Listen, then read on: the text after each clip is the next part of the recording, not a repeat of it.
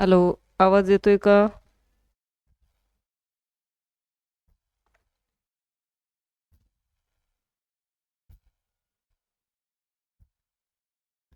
Hello friends, आज आपण खूप दिवसातून आपल्या ॲपवरती आलोय. आपले जे लेक्चर्स मध्येच राहिले होते, तर ते आपण आज सुरू करणार आहोत. प्रत्येकाने पटपट जॉईन करायचे. आय होप सर्वांनी जे काही आपले रेकॉर्डेड लेक्चर होते तर ते पाहिले असतील. ज्या ज्या वेळेला आपला क्लास झालेला नाही त्या त्या वेळेला तुम्हाला रेकॉर्डेड लेक्चर जे आहेत तर ते आपण टाकलेली होती आपल्या ॲपवरती, तर ते तुम्ही पाहिलेले असतील अशी मला आशा आहे. आज आपण जो काही शेवटचा टॉपिक राहिलेला आहे ग्रॅव्हिटेशन या चॅप्टरचा, तर तो आज आपण सुरू करणार आहोत. सर्वांनी आता व्यवस्थित लक्ष द्यायचं आहे. वही पेन घेऊन राहायचं आहे. नोट्स व्यवस्थित काढायच्या आहेत. ओके, जे जे महत्त्वाचं आहे तर त्या नोट्स काढून घ्यायच्या आहेत, लिहून घ्यायचेत. कारण की आपण पहा, आपले जे टॉपिक झालेले आहे शिकवायचे, ग्रॅव्हिटेशन झालेलं आहे, circular motion and centripetal force आपला झालेला आहे, केपलर्स लॉ झालेला आहे, Newton's universal law of gravitation झालेला आहे, असलरेशन झालेलं आहे, फ्री फॉलही झालेलं आहे. आपला फक्त लास्टचा टॉपिक राहिलेला आहे एस्केप वेलॉसिटी, आणि त्यावरती आधारित असणारे जे सॉल्व एक्झाम्पल आहेत तर तेही आपण सॉल्व करून घेणार आहोत. ओके, त्यासाठी आपण एक नवीनच लेक्चर करणार आहे ज्याच्यामध्ये आपले सॉल्व एक्झाम्पल होऊन जातील. आणि जर आज झालं तर आजही आपण त्यामधले काही सॉल्व एक्झाम्पल घेणार आहोत. ओके, चलो मग आपण आपल्या लेक्चरला सुरुवात करत आहोत. आपण पहा, फ्री फॉल पाहिलं होतं. फ्री फॉलची डेफिनेशन आपण पाहिलेली आहे. काय आहे डेफिनेशन एकदा ओव्हरलुक करून घेऊ. An object move under the influence gravity alone, this is called free fall. Okay, free फॉलचे आपण हे जे आहेत तर ते आपण इक्वेशन्स पाहिले होते, 1/2 GT². हे इक्वेशन महत्त्वाचे आहेत. आणि जे काही असलरेशन आहे तर हे असलरेशन कशामध्ये मेजर केलं जातं? निगेटिव्हमध्ये. म्हणजेच ए जे आहे तर हे कशाने डिनोटेड करतात? जीने, असलरेशन ड्यू टू ग्रॅव्हिटी. आणि ते कशामध्ये हे करत असतात? अपोजिट वेलॉसिटीच्या जर अपोजिट डायरेक्शनने असलरेशन असेल तर त्यावेळेला ते कशामध्ये आपल्याला मेजर करायचं असतं? निगेटिव्हमध्ये आपल्याला घ्यायचं असतं. ओके, त्यानंतर म्हणजे हा क्वेश्चन जो आहे तर तो तुम्हाला मार्च 2024ला विचारलेला फ्री फॉलचा क्वेश्चन आहे. आज आपल्याला पाहायचे पहा, ग्रॅव्हिटेशनल पोटेन्शियल एनर्जी पण आपण बघितलेलं आहे. आज आपल्याला पाहायचंय ते आहे एस्केप वेलॉसिटी. काय बघायचं आहे आपल्याला? Escape velocity. एस्केप वेलॉसिटी म्हणजे काय? मुक्तिवेग. तर हा मुक्तिवेग कशा प्रकारचा असतो हे आपल्याला आज अभ्यासायचं आहे. काय आहे पहा एस्केप वेलॉसिटी, याची डेफिनेशन्स तुम्हाला विचारली जात असते. तर बघा काय सांगितलेलं आहे. When a body is thrown vertically upward from the surface of the earth, the minimum initial velocity of the body for which the body is able to overcome the downward pull by the earth and can be escape the earth is called escape velocity. He definition व्यवस्थित लक्षात ठेवायची, एक्झामला विचारली जात असते. Okay, चलो काय सांगितलेली आहे definition? When a body is thrown vertically upward, म्हणजे एखादी वस्तू जर मी कुठं थ्रोन केली अपवर्ड, म्हणजे वरच्या बाजूने जर थ्रोन केली. ओके, अपवर्ड वरच्या बाजूने जर थ्रो केली म्हणजेच वरच्या बाजूने जर फेकली, तर पहा from the surface of earth, कुठून फेकायची आपल्याला? अर्थच्या सरफेस पासून. The minimum initial velocity of the body for which the body is able to over downward pull by the earth. तर या ऑब्जेक्टची जी मिनिमम वेलॉसिटी आहे तर ही मिनिमम वेलॉसिटी त्या ऑब्जेक्टची तर ती अर्थने त्या ऑब्जेक्टला खालच्या डायरेक्शनने पुल केलं पुल म्हणजे काय, खेचलं तरी सुद्धा तिची जी इनिशियल व्हेलॉसिटी आहे तर ती काय होत जाते, वाढतच जाते. आणि वाढत गेल्यामुळे काय होतं, can be escape from the earth, आणि ती पृथ्वीच्या बाहेर निघून जात असते. तर ज्या वेळेला ती पृथ्वीच्या ग्रॅव्हिटेशनल फोर्समधून बाहेर निघून जात असते त्यावरती अर्थच्या ग्रॅव्हिटेशनल फोर्सचा काहीही परिणाम होत नाही. त्यावेळेला त्या ऑब्जेक्टमध्ये असणारी जी व्हेलॉसिटी असते तर ती कोणती व्हेलॉसिटी आहे, एस्केप व्हेलॉसिटी. त्या व्हेलॉसिटीला काय म्हटलं जातं, एस्केप व्हेलॉसिटी. म्हणजे अर्थच्या ग्रॅव्हिटेशनल फोर्सला न जुमानता एखादी ऑब्जेक्ट जर वरच जात असेल, ती अर्थवरती येतच नसेल, तर त्यावेळेस त्या ऑब्जेक्टमध्ये असलेली जी व्हेलॉसिटी असते तर त्याला आपण काय म्हणतो, एस्केप व्हेलॉसिटी असं म्हणतो. फॉर एक्झाम्पल इथं तुम्हाला रॉकेट दाखवलेलं आहे पहा. तर हे जे रॉकेट आहे तर यांच्यामध्ये इनिशियल व्हेलॉसिटी जी आहे तर ते प्रत्येक वेळेला काय होत असते, इन्क्रीज होत जाते स्टेप बाय स्टेपमध्ये. रॉकेट जे असतात तर जे सॅटेलाइट्स वगैरे असतात तर त्यांच्यामध्ये स्टेप्स असतात. तर प्रत्येक स्टेपला डिफरंट स्टेजेसमधलं फ्युएल बर्न होतं आणि त्याची इनिशियल व्हेलॉसिटी इन्क्रीज होत जाते. मग ती इनिशियल व्हेलॉसिटी इन्क्रीज होत गेल्यामुळे ती अर्थच्या ग्रॅव्हिटेशनल फोर्समधून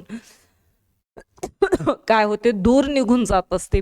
मग यांच्यामध्ये जी व्हेलॉसिटी असते तर ती कोणती व्हेलॉसिटी आहे, एस्केप व्हेलॉसिटी, म्हणजे मुक्तिवेग असं म्हटलं जातं.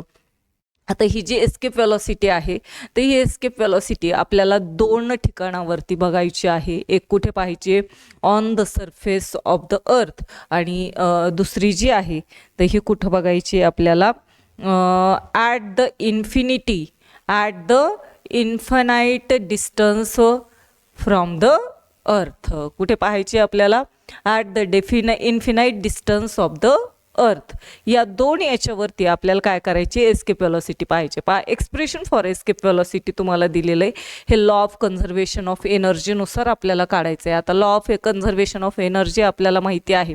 काय सांगितलेलं आहे, energy can neither be created nor be destroy, it can be converted into one form into अनादर फॉर्म.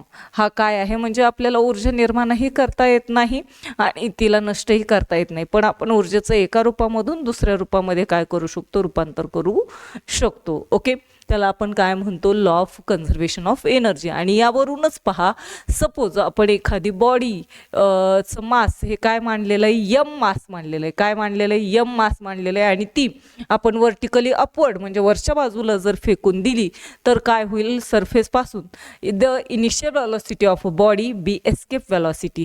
तर त्यावेळेला त्या वस्तूची जी इनिशियल व्हेलॉसिटी असणार आहे तर त्या इनिशियल व्हेलॉसिटीलाच काय म्हटलं जातं, एस्केप व्हेलॉसिटी असं म्हणायचं आहे. काय म्हणायचं आहे त्याला, एस्केप व्हेलॉसिटी. आणि ती कशाने डिनोटेड केली जाते, व्हेलॉसिटी ही व्हीने डिनोट करतात, पण ती कोणती व्हेलॉसिटी आहे, एस्केप व्हेलॉसिटी आहे, त्यामुळे ESC असं लिहायचं आहे. मग आता पहा, आपल्याला for the object of mass m, मग त्या यमसाठी व्हेलॉसिटी ऑन द सरफेसवरती असणारी पाहायचं आहे. And at the distance, infinite distance from the earth, आणि अर्थपासून ज्यावेळेस ती इन्फिनाइट डिस्टन्सवरती जात असते तेव्हाची आपल्याला व्हेलॉसिटी किंवा ती एनर्जी आपल्याला पाहायची, कारण की हे आपल्याला लॉ ऑफ कन्झर्वेशन ऑफ एनर्जीचं या ठिकाणी यूज करायचं आहे. मग या पहा, जर अर्थच्या सरफेसवरती असेल तर त्यावेळेला कायनेटिक एनर्जी जी आहे तर ही कायनेटिक एनर्जी, त्याचा फॉर्म्युला आपल्याला माहिती आहे काय आहे, 1/2 म्हणजे एस्केप व्हेलॉसिटीचा स्क्वेअर. पोटेन्शियल एनर्जीचा फॉर्म्युला आपण पाठीमागेच बघितलेला आहे. सरफेसवरती असल्यामुळे इथं +H हे येत नाही, कारण की अर्थच्या सरफेसवरती असल्यावरती हाईट ही 0च येणार आहे, हाईट नसणारच आहे. त्यामुळं पोटेन्शियल एनर्जीचा फॉर्म्युला काय आहे, capital M small m upon capital R. Capital G म्हणजे काय, ग्रॅव्हिटेशनल कॉन्स्टंट आहे. कॅपिटल M म्हणजे काय, मास ऑफ द अर्थ आहे. स्मॉल m म्हणजे काय, मास ऑफ ऑब्जेक्ट. आणि कॅपिटल R म्हणजे काय आहे, रेडियस ऑफ द अर्थ असणार आहे. मग आता पहा, आपल्याला काय दिलेले तर टोटल एनर्जी काढायची. टोटल एनर्जी जी आहे तर ही कशाने डिनोटेट केलेली आहे, E1ने डिनोट केली. कशाने डिनोटेट केलेली आहे, E1ने. मग आपल्याला जर टोटल एनर्जी काढायची असेल तर या दोन्ही एनर्जीची काय करायची आपल्याला, ॲडिशन, म्हणजे कायनेटिक एनर्जी प्लस काय, पोटेन्शियल एनर्जी. मग कायनेटिक एनर्जी काय आहे बरं, काय कायनेटिक एनर्जी, 1/2 mv स्क्वेअर म्हणजेच एस्केप व्हेलॉसिटीचा स्क्वेअर, हा जो फॉर्म्युला आहे तोच आपण कायनेटिक एनर्जी म्हणून टाकलेला आहे.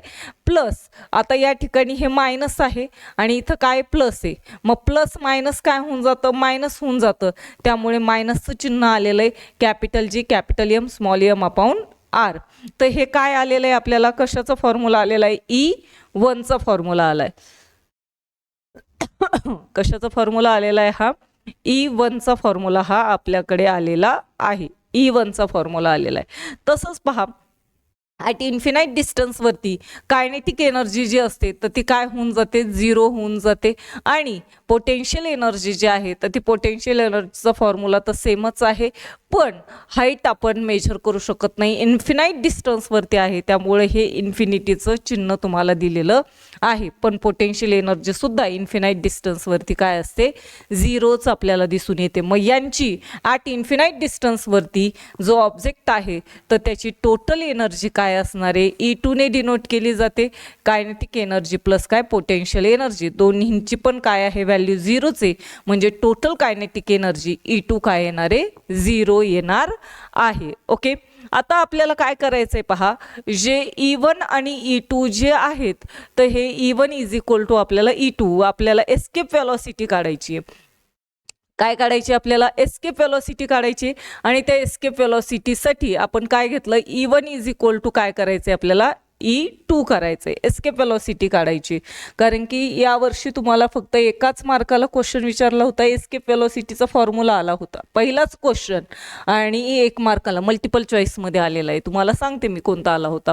E1 is equal to E2. E1ची काय व्हॅल्यू आपण मिळवलेली आहे, 1/2 mv स्क्वेअर म्हणजे एस्केप व्हेलॉसिटीचा square minus capital G capital M small M upon काय आर इज इक्वल टू E2ची व्हॅल्यू काय आलेली आहे आपली, 0 आलेली आहे. काय आलेली आहे, 0. आपल्याला काय काढायची, एस्केप व्हेलॉसिटी काढायची. मग एस्केप व्हेलॉसिटी काढण्यासाठी हे मायनसमध्ये तर इकडे गेल्यावर काय होणार, प्लसमध्ये होणार. मग घ्या लिहून 1/2 mv square is equal to capital G capital M small M upon काय आर. आता आपल्याला एस्केप व्हेलॉसिटी काढायची, त्यामुळे बाकीचं सगळंही तिकडंच घेऊन जायचंय. हे डिव्हाइडला आहेत, इकडे गेल्यावर मल्टिप्लायला होणार, एम हे मल्टिप्लायला आहेत, इकडे आल्यावर काय होणार, डिव्हाइडला जाणार. मग एस्केप व्हेलॉसिटीचा square is equal to capital G capital M small M upon R. हे डिव्हाइडला आहेत, इकडं आल्यावर काय झाले, मल्टिप्लायला, आणि एम हे मल्टिप्लायला आहेत, तर इकडं आल्यावर काय झाले, डिव्हाइडला गेले. हे स्मॉल एम काय झालं, कॅन्सल झालं. राहिलं आपल्याकडे पहा काय, एस्केप व्हेलॉसिटीचा स्क्वेअर इज इक्वल टू काय, 2 capital G capital M upon काय आहे आर. तुम्हाला पुस्तकामध्ये डायरेक्ट काय दिलेलं आहे, escape velocity in route 2gr असं दिलेलं आहे. मग आपल्याला हे 2gr आणायचं आहे, पण ते 2gr आणण्यासाठी आपल्याला फॉर्म्युला, आपण जीचा फॉर्म्युला यूज केलेला आहे, आपल्याला माहिती आहे जीची व्हॅल्यू माहिती आहे, त्याचा फॉर्म्युला माहिती आहे, जी इज इक्वल टू काय, capital G capital M upon काय आर स्क्वेअर. हा आपल्याला फॉर्म्युला माहिती आहे. आता इथं आपल्याकडे जी एम आहे, जीची व्हॅल्यू टाकायला तर स्मॉल जी नाही आहे, पण जी एम तर आहे. मग हा आपल्याला जी एमची व्हॅल्यू काढायची. जी एमची व्हॅल्यू काढण्यासाठी आर स्क्वेअर हे मल्टिप्लायला आहेत, इकडं आल्यावर काय होणार, डिव्हाइडला आहेत, इकडं आल्यावर काय होणार, मल्टिप्लायला.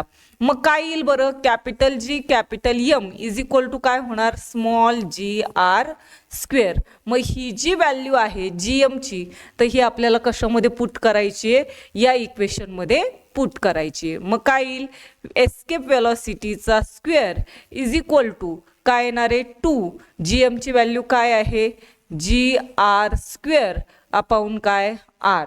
आता यामधलं एक आर आणि हे एक आर काय झालं, कॅन्सल झालं. आर स्क्वेअर म्हणजे काय, आर इंटू आर असतं. मग एक आर ह्यामधलं एक आर काय झालं, कॅन्सल झालं. राहिलं काय आपल्याकडे पहा, एस्केप व्हेलॉसिटीचा स्क्वेअर इज इक्वल टू काय आलं, 2gr आलं.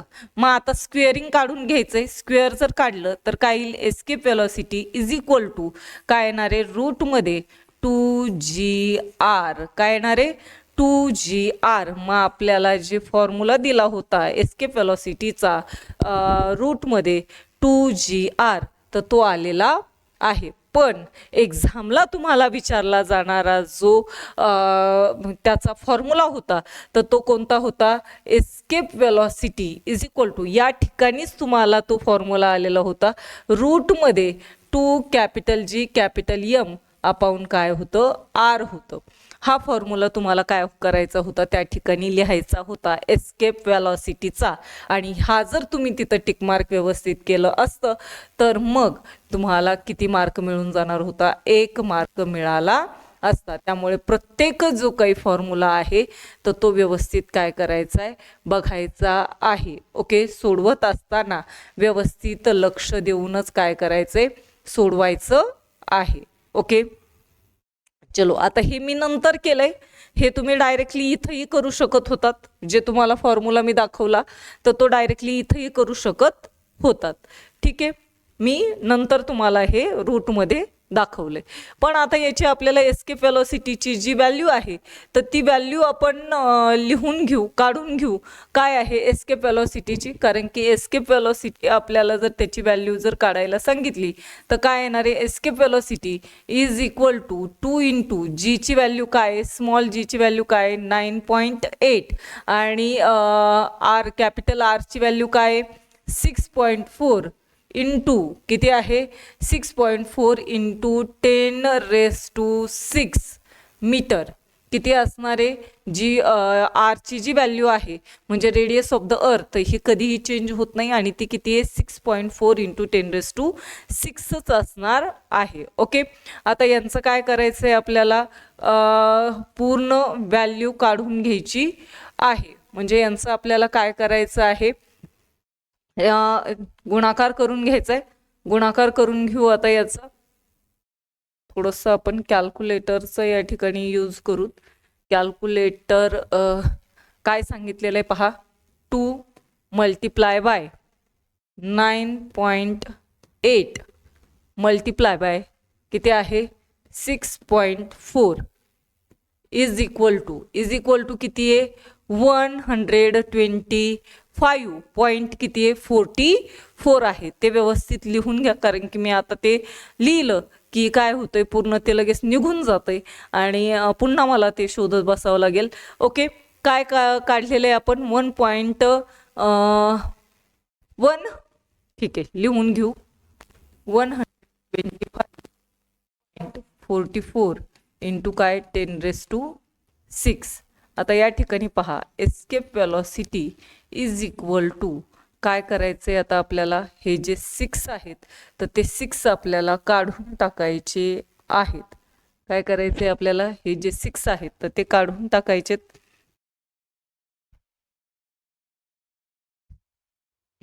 कुठे गेलं कॅल्क्युलेटर? ओके, आता याला आपल्याला काय करावं लागेल?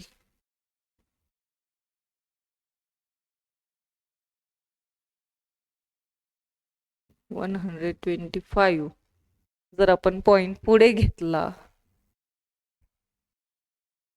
इकडे जर घेतला तर मायनस होणार आहेत. ओके, आपण अगोदर इकडे घेऊ. 1 2 3 0.000 125.44 असं जर केलं आणि याचं जर रूट आपण काढलं, रूट कुठे गेलं? रूट. ओके, स्क्वेअर रूट जर आपण काढलं तर किती येतंय? 0.0112 येतंय. त्याचं जर आपण रूट काढलं म्हणजे पॉईंट आपल्याला 6 घरं इकडे घ्यायचं आहे. 6 घरं जर इकडे घेतला तर रूट किती येतंय? 0.0112 येतंय.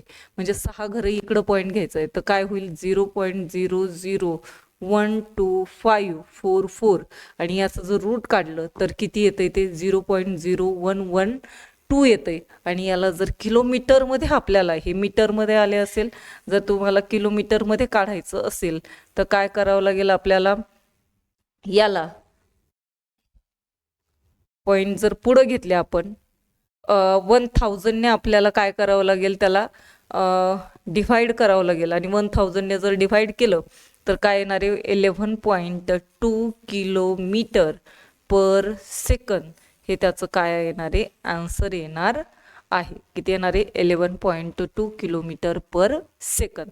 आता या ठिकाणी पहा, अशा प्रकारे काय काय आलेले, तुमचा आन्सर जे आहे एक्झाममध्ये जरी विचारलं तरी तुम्हाला हे काढता येणं आवश्यक आहे. आपण हे काढलेलं आहे. ओके, या ठिकाणी हे व्यवस्थित तुम्हाला पुन्हा रिपीट बघायचं आहे. कॅल्क्युलेटर, आता हे स्क्वेअर रूट वगैरे काढायला आपल्याला डायरेक्टली तर काही काढता येणार नाही आहे, कॅल्क्युलेटरचा थोडासा यूज करावा लागणार आहे. ओके, चलो या ठिकाणी आता आपण जीची व्हॅल्यू काढलेली 11.2 किलोमीटर पर सेकंद.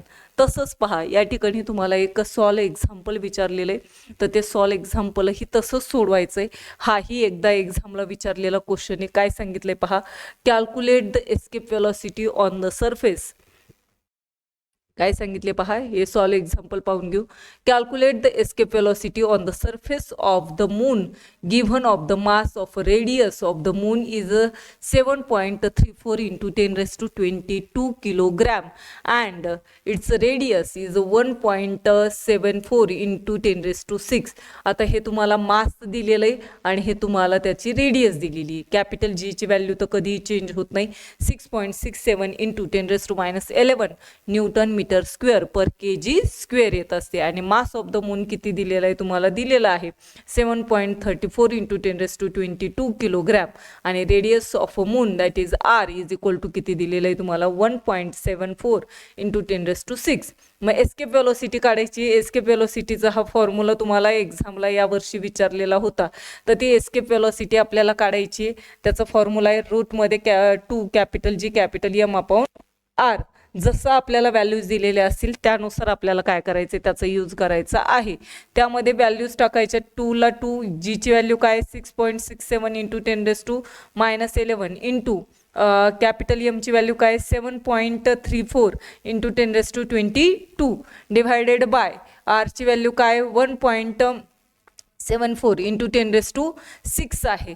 आता याचंही आपल्याला काय करायचं आहे, मल्टिप्लिकेशन वगैरे करून घ्यायचं आहे. आता याचंही आपण काय केलं, मल्टिप्लिकेशन वगैरे जर करून घेतलं तर पहा, मल्टिप्लिकेशन करून घेतलं तर काय येईल, मल्टिप्लिकेशन करून घेऊ आपण. 2 into काय सांगितलेलं आहे, 2 into 6.67 into किती करायचं 7.34. ओके, इज इक्वल टू किती येत आहे 97.91 9156. हे पूर्ण याची व्हॅल्यू येते. आता हे आपण नंतर काढणार आहेत. डिवायडेड बाय करून घेऊ. डिवायडेड बाय काय 1.74. डायरेक्टली आपण डिवायडेड बाय करून घेऊ. कितीने डिवाइड करायचं आहे 1.74 ने जर डिवाइड केलं तर किती येते 56.27. 56.27 मल्टिपल टाइम्स काय 3 आलेले. याचं आपल्याला काय करायचंय, स्क्वेअर रूट काढून घ्यायचंय. याचं आपल्याला काय करायचंय, स्क्वेअर रूट काढून घ्यायचंय. पण ते स्क्वेअर रूट काढण्याच्या अगोदर आपल्याला हे याचंही काय करावं लागेल, काढून घ्यावं लागेल. किती आलंय 56.2733. बरं ठीक आहे, या ठिकाणी आपण करून घेऊ 56. किती होतं 2733. ओके, इंटू 10⁻11 आणि 22 म्हणजे 22 मधून 11 जर -11 जर मायनस केले तर किती येणार आहे, किती येणार आहे 22 मधून 11 गेले तर 11च येणार आहे. किती येईल 11. आता या ठिकाणी हे खाली 10⁻6 आहेत, वरती आल्यावर काय होणार -6 होणार. तर काय होईल पहा, रूटमध्ये 56.2733 इंटू 10⁻6 मधून 11 गेल्यावरती किती राहतात, किती राहतात 5. किती राहणार आहेत 5 राहणार आहेत. ओके, मग आता हे सुद्धा पॉइंट आपल्याला काय करायचेत, काढून घ्यायचेत. जर काढून घेतले तर किती येईल 0.0004 562,733 असं येणार आहे. आता याचं आपल्याला काय करायचंय, स्क्वेअर रूट काढून घ्यायचं आहे. कशाचं, त्याचं आपल्याला स्क्वेअर रूट काढून घ्यायचंय.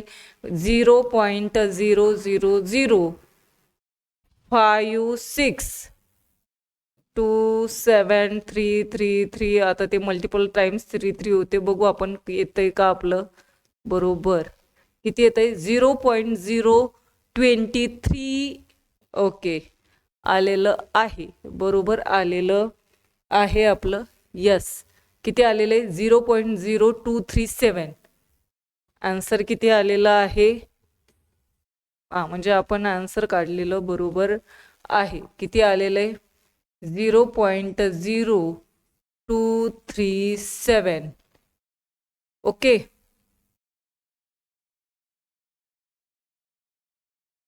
0237 आलेलं आहे मीटर पर सेकंद. आणि त्याला पुन्हा किलोमीटरमध्ये जर काढायचं झालं तर काय येईल, 2.37 किलोमीटर पर सेकंद येणार आहे. मीटर पर सेकंदचं आपल्याला कशामध्ये कन्व्हर्जन करायचंय, किलोमीटर पर सेकंदमध्ये. मग पुन्हा आपल्याला 3 घरं पॉईंट काय करावं लागेल, पुढे घ्यावं लागेल. किती येईल, 2.337 किलोमीटर पर सेकंद. म्हणजे आपली जी एस्केप वेलोसिटी आहे मूनची, तर ती किती आलेली आहे, 2.37 किलोमीटर पर सेकंद. ओके, आलं असेल लक्षात. हे एक्झाम्पल व्यवस्थित लक्षात ठेवायचं आहे. त्यानंतर पहा, आपल्याला पाहायचंय वेटलेसनेस ऑफ स्पेस. काय बघायचंय, वेटलेसनेस ऑफ स्पेस. आता याच्यामध्ये आपल्याला काय सांगितलेलं आहे ते एकदा व्यवस्थित पाहून घ्यायचं आहे. काय सांगितलेलं आहे पहा, वेटलेसनेस ऑफ स्पेसमध्ये आपलं स्पेसमध्ये काय नसतं, वजनच आपल्याला आढळून येत नाही. तर ते कशामुळे आपल्याला जाणवत नाही, तर हे आपल्याला पाहायचंय. समजलं असेल तर सर्वांनी यस म्हणून कमेंट करायचंय पटकन. आणि पुन्हा लेक्चर वगैरे पुन्हा व्यवस्थित पाहायचं आहे. ओके, चलो, वेटलेसनेस आपल्याला पाहायचंय. काय सांगितलंय पहा, स्पेस ट्रॅव्हलर्स म्हणजे जे स्पेसमध्ये ट्रॅव्हल करत असतात ते ट्रॅव्हलर्स असतील, as well as object in a spacecraft appear to be a floating. Spacecraft जे असतात, अवकाशयान जे असतात, तर त्याच्यामध्ये असलेल्या ऑब्जेक्ट, त्यामध्ये असलेल्या वस्तू, तर त्याही आपल्याला काय होतात, फ्लोटिंग म्हणजे काय, आपल्याला उडताना दिसून येत असतात. एकच मिनिट.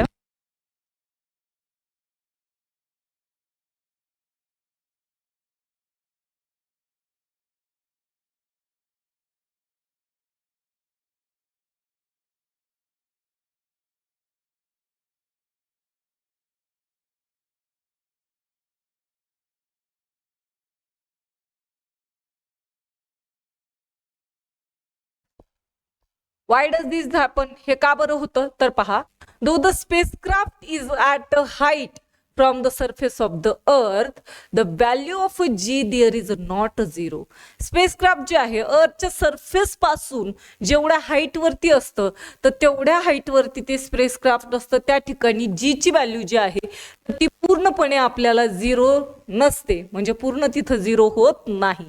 इन स्पेस स्टेशन पहा, स्पेस स्टेशन मध्ये जे वरती स्पेसमध्ये स्पेस स्टेशन आहे, तर त्यामध्ये द व्हॅल्यू ऑफ जी ची व्हॅल्यू जी आहे is only 11% less than it's value on a surface of the earth. म्हणजे अर्थ वरती जी ची जेवढी व्हॅल्यू असते, तर त्यापेक्षा 11%, किती टक्क्यांनी, 11%, जी ची व्हॅल्यू जी आहे तर ती स्पेस स्टेशन वरती कशी असते, लेस असते, म्हणजे कमी असते. आणि त्यामुळे पहा, the height of a spacecraft is not a reason for the weightlessness. म्हणजे स्पेसक्राफ्टची हाईट जी आहे तर ते वेटलेसनेसचं कारण असू शकत नाही. तर काय पहा, there weightlessness is a cause by there being a state of free fall.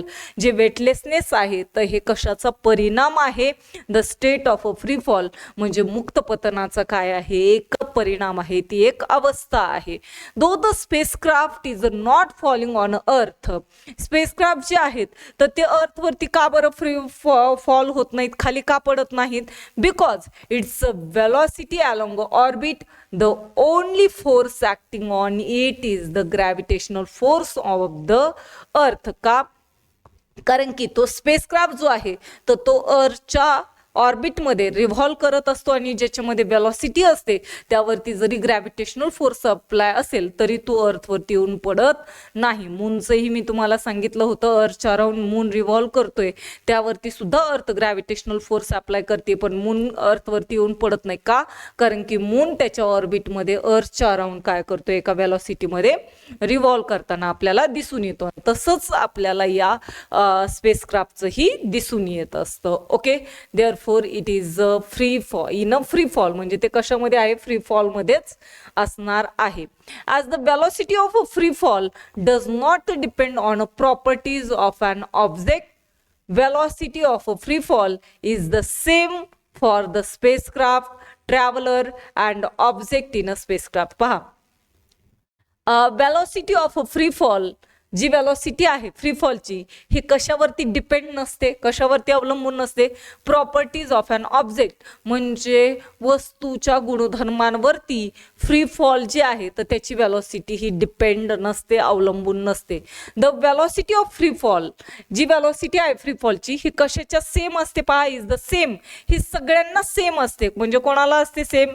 स्पेसक्राफ्टला पण तेवढीच असणारे वेलॉसिटी ऑफ फ्री फॉल, ट्रॅव्हलर्सला पण तीच असणारे, आणि त्या ऑब्जेक्टला, त्या क्राफ्टमध्ये जे ऑब्जेक्ट असतील स्पेसक्राफ्टमध्ये तर त्यांच्यासाठी सुद्धा वेलॉसिटी ऑफ फ्री फॉल जी आहे, फ्री फॉलची जी वेलॉसिटी आहे तर ती सगळ्यांसाठी कशी असते?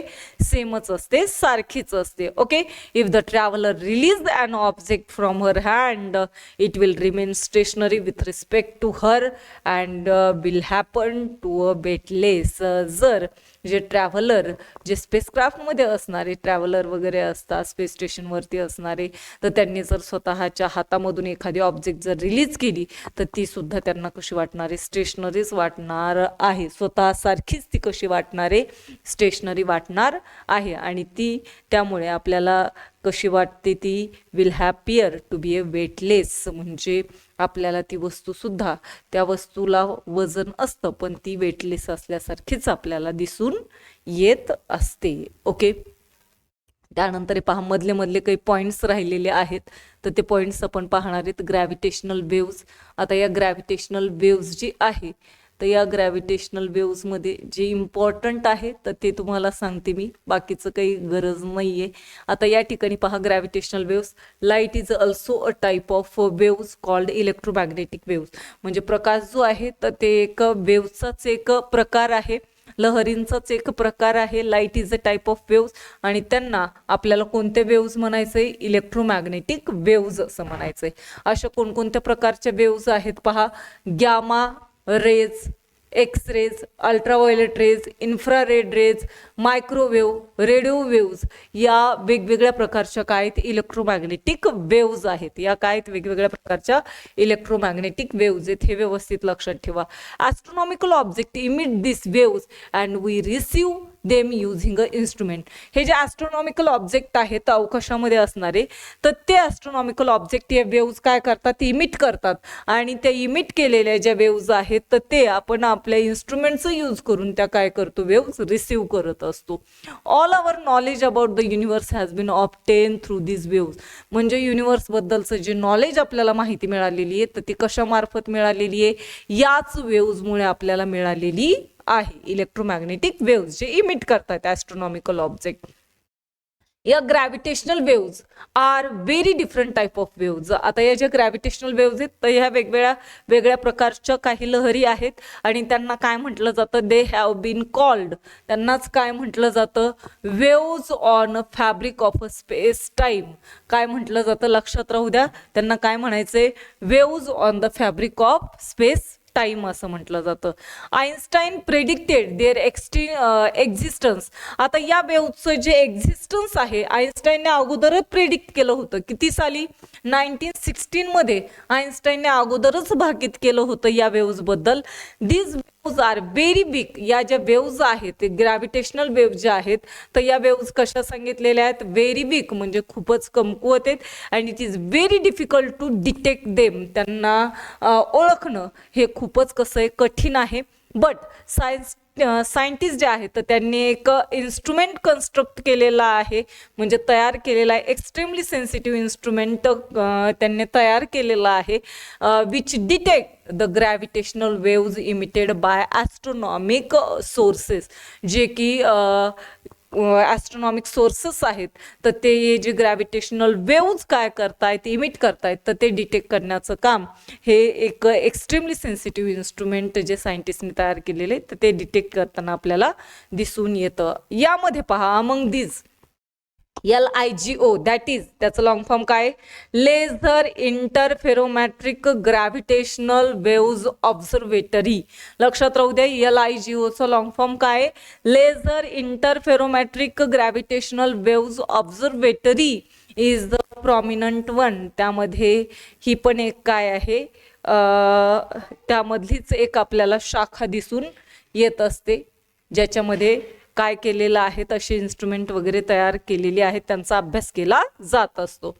एक्झॅक्टली पहा, after the 100 years of their prediction scientist detect the waves coming from the astronomical sources. म्हणजे आइन्स्टाईनने सांगितलं होतं त्याच्यानंतर 100 वर्षाच्या नंतर या जे काही वेव्ज आहेत तर त्या वेव्हचा काय लागलेला आहे, शोध लागलेला आहे. म्हणजे ते डिटेक्ट करण्यात सायंटिस्टला यश मिळालेलं आहे. आणि त्यामध्ये पहा, Indian scientist have contributed the significantly in this discovery. म्हणजे आपले जे इंडियन सायंटिस्ट आहेत तर त्यांचं खूपच मोलाचं योगदान त्यासाठी मिळालेलं आहे. This discovery has open a new path to obtain the information about the universe. म्हणजे युनिवर्सबद्दल जाणून घेण्याचा एक नवीन मार्ग या डिस्कवरीने आपल्याला ओपन करून दिलेला आहे, उघडा करून दिलेला आहे. आणखी आपण त्यामुळे युनिवर्सबद्दल वेगवेगळ्या प्रकारची इन्फॉर्मेशन मिळवू शकतो. ओके, अशा प्रकारे आपण हा डिफरन्स आहे, तुम्ही लिहून घेऊ शकतात. हा डिफरन्स हा काही सांगायची गरज नाहीये. त्यानंतरचे काही सॉल्व एक्झाम्पल आहेत तर हे सॉल्व एक्झाम्पल आपण नेक्स्ट लेक्चरमध्ये बघणार आहोत. नेक्स्ट लेक्चरमध्ये आपण हे सगळे जे सॉल्व एक्झाम्पल आहेत तर ते सॉल्व एक्झाम्पल घेणार आहोत. ओके, हे जेवढे सॉल्व एक्झाम्पल आहेत तर ते आपण नेक्स्ट लेक्चरमध्ये घेऊन टाकू.